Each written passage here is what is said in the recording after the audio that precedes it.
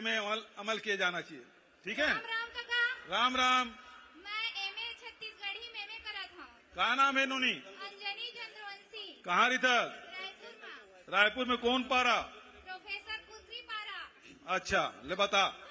वरना एमएम 2013 से शुरू हो रही छत्तीसगढ़ी में करा था ना रविशंकर यूनिवर्सिटी से। हाँ, और हमला जॉब चाहिए 10 साल से ये पढ़ाई हो थे, लेकिन हमला ये रोजगार के अवसर नहीं मिल पाते। मैं तभी अध्ययनरत हूँ, तीसरा सेमेस्टर में हूँ, तो ओखर से हमला थोड़े से रोजगार पर।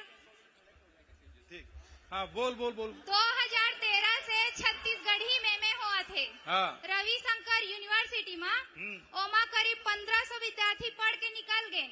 हाँ, तो ओमा हमन पढ़े हन तो हमला थोड़ा सा रोजगार के अवसर मिला। बिल्कुल, बहुत बढ़िया।